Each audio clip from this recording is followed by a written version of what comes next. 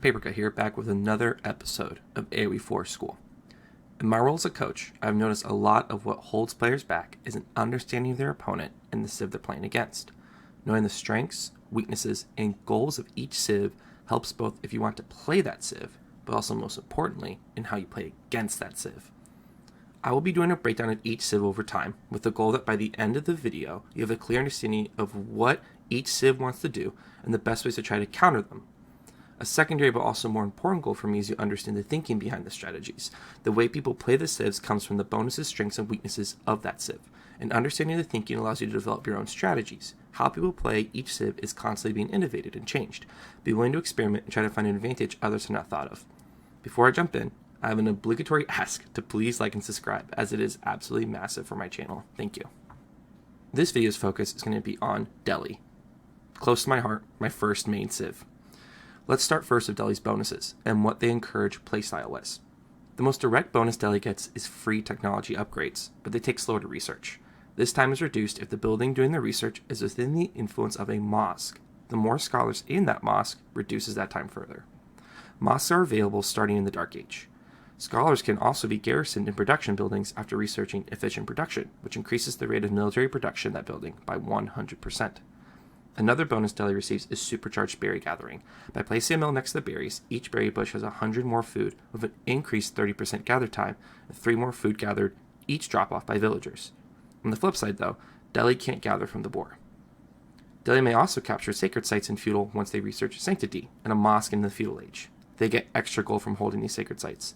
This is made even better by the fact that the military units can build walls as a bonus, allowing Delhi to secure sacred sites or resources with military instead of villagers, who can instead just stay on resources. There are more bonuses and uniqueness about Delhi to go over, but let's pause here and evaluate how these bonuses affect playstyle.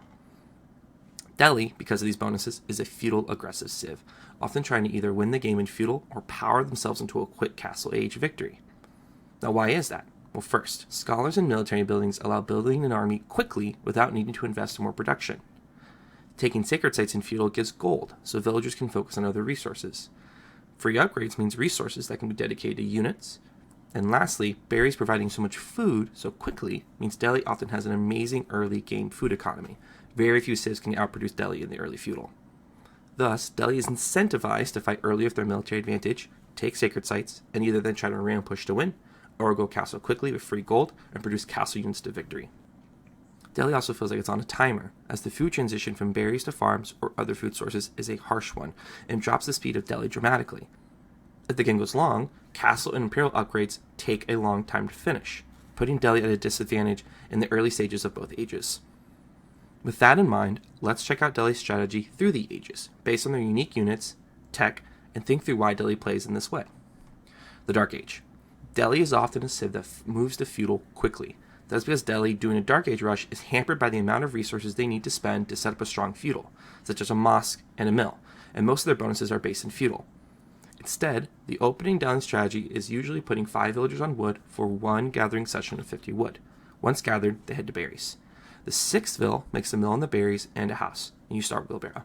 First vill out of the TC constructs a mosque, which should influence the mill and whatever other resource the mill is close to. Remember, influence increases research speed. You get a free scholar. Efficient production should be researched first, then start piety. You then put 8 on berries, 3 on gold, 1 on deer, and rally villagers to wood. One variation is having the first 5 villagers do 2 gatherings of wood for 100 wood, which allows you to make a lumber camp immediately, but slows down your feudal slightly. It's whatever you prefer.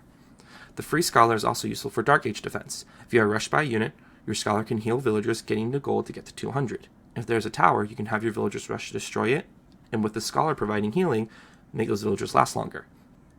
In these situations, the scholar must stay alive, as they are expensive, and the research speed they provide is vital. The Feudal Age. Delhi's strongest age, and one where they often win or lose the game based on their decisions.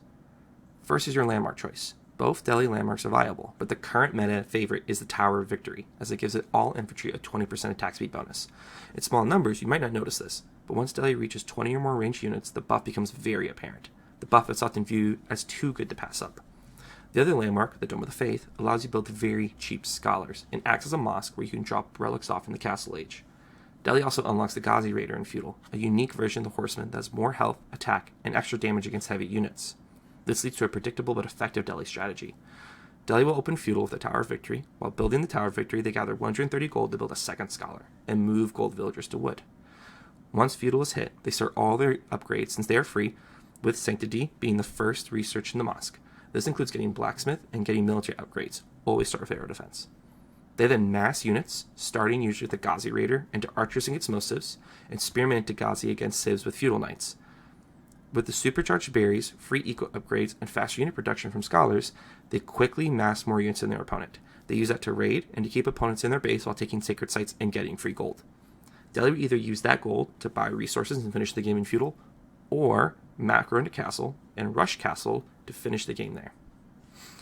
Other strategies can be used, such as pure castle rush or building a second TC at the start of Feudal, but those are often shunned because you lose out on a lot of the power that Delhi gets through their bonuses, such as faster unit production, a fast tempo that puts the opponent on the defensive, and strong Feudal units. The Castle Age. Delhi has a fairly strong castle, but its effectiveness is usually set up by a strong Feudal. Landmark choice, once again, has a pretty meta standard.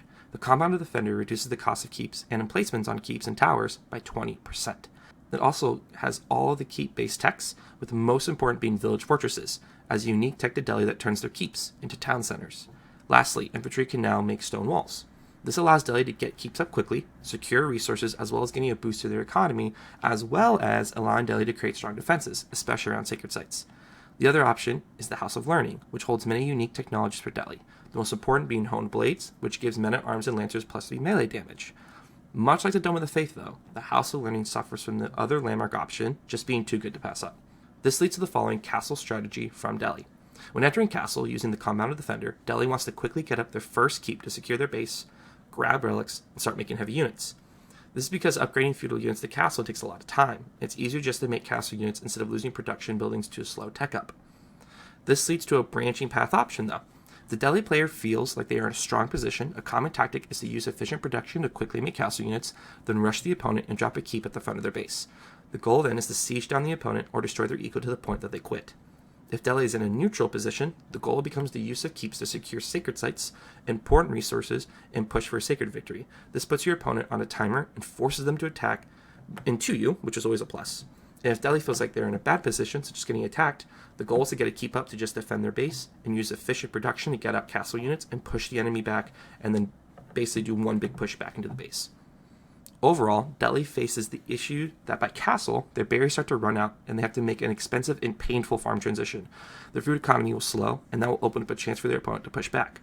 The use of keeps is the best way to buy time. Once village fortresses is done, Delhi can use them to get the vill advantage and save their eco. Lastly, in castle, the last unique units appear for Delhi, which are the Tower Elephant and the War Elephant. The Tower Elephant has archers that attack while the elephant is moving, and the elephant has a melee attack. The War Elephant has a spearman on its back and is great against cavalry, and also does a good amount of siege damage. These units are great, but they're both resource heavy and take extra population space, making them a high risk, high reward unit. Most Delhi players use them in late castle or Imperial, when their economy has improved enough to make them viable. Lastly is the Imperial Age. Overall, Delhi has a weak Imperial Age. The biggest reason is the upgrades, with all the Imperial upgrades taking a very long time to complete. On top of that, there's really only one new unit unlocked, the Hand Cannoneer, making the castle strategy of focusing on newly unlocked units not as effective. This creates a feeling that once Delhi hits Imperial, they have to wait 10 minutes to actually feel like they're Imperial. The only way to counter this is to have 20 or more scholars in mosques, buffing research time, but that reduces both their villager and military amounts as the scholars take pop space. If Delhi can survive early Imperial, they hold up fairly well, with a few strategies available to them. First, let's look at landmarks. The choices are fairly even. Neither is considered overly meta because neither are considered that good. The Hizar Academy gives extra food for technology research, as well as 3 free scholars. It also acts as a madrasa, university for other civs, that you can research Imperial military upgrades at. The Palace of the Sultan creates a free Sultan Tower Elephant, which have hand cannoneers on top of them. The speed of production can be increased if scholars are put into the Palace of the Sultan. Overall, 2 main strategies exist with Delhi and Imperial. First of all, both strategies rely on Imperial Tech Zeal, which is research in the mosque. This allows scholars to grant 50% attack speed bonus to units that last 3 seconds. Another thing to note is Delhi will always want to contest and hold sacred sites. The gold is so important, and of course, that can be a victory condition. Strategy 1 involves mass hand cannoneers. With the attack speed bonus from Zeal, as well as the attack speed bonus from Tower of Victory, it makes Delhi hand cannoneers shoot like they have a machine gun. Pair that with a front line of spears and men-at-arms, and you're doing pretty good. Strategy 2 is massing Tower and more Elephants with Scholars. Both get upgrades in Imperial, with Tower Elephants getting crossbows, and more Elephants getting both a ranged armor upgrade and 25% hit point increase. This makes them extremely tanky, with Scholars healing them and buffing their attack speed. They become impossible to take down in large numbers. Add a Mangonel and Anti-Siege, and you're doing good. As stated, the issue with both strategies is that they take time for Imperial upgrades to be researched, so the Delhi player is often fighting to stay alive. Overall, the strengths and playstyle of Delhi is a feudal aggression civ that uses their unit production and strong early eco to either win the game in feudal or get a strong advantage that propels them into castle. Play this civ if you like aggression and to be all over the map, as well as having a clear win condition in sacred sites. You need to be decisive with the civ, as well as having a strong sense of when it's time to cut production and go castle to get the advantage that you need. Maps that are great for Delhi are maps that have a lot of berries, are open and easy to raid, and have sacred sites that can be captured. The more the better. Weaknesses. So now that you've covered the strengths of Delhi, how do you beat them? From playing Delhi and watching pro level players play against Delhi, I feel like there are two main strategies when playing Delhi. The first is to try to match their feudal aggression and wait them out. Delhi is on a timer, with their berries being a huge food bonus that powers their early military machine. If you can take good fights and hold them to a standstill in feudal, eventually Delhi will slow down and you will overtake them. This works best if you are a feudal knight civ that can use knights to neutralize Ghazi raiders and tank archer fire. It is vital that you are never taking a bad fight though. If you lose a large portion of your army, Delhi will overrun you with their faster production. The other option is a 2TC castle rush. The goal of this style is to out-eco Delhi and survive the early onslaught and get to castle. If you can, you will enter castle with an eco advantage that will only widen when Delhi's berries run out. The danger of this strategy is Delhi will feast on sacred sites, get a majority of the relics, and potentially get a keep or two up before you're ready to fight. Your goal is to win on the timer when your eco is much stronger than theirs and their keeps with villagers has not yet come online. You can then outmass Delhi and win. A second option within that strategy is to push Delhi back and then go Imperial. Delhi would not want to follow you to Imperial as they take forever to get their upgrades. This forces Delhi to attack you to end the game or go Imperial and have to survive, giving you the advantage. Either way, you have your Imperial advantage tech-wise for at least 10 minutes. Use it well. Lastly, if you're thinking about resources to cut off or where to raid Delhi, the berries, of course, is a huge one, as well as wood early in the game, as they're really wood heavy to get their production set up and their economy set up. Overall, I hope you've come away with a deeper understanding of Delhi. Give it a shot. It's a great civ and a lot of fun to play. And if you're playing against Delhi, I hope now you feel like you have a set of goals and also an understanding about why Delhi operates the way they do. As always, good luck on your games.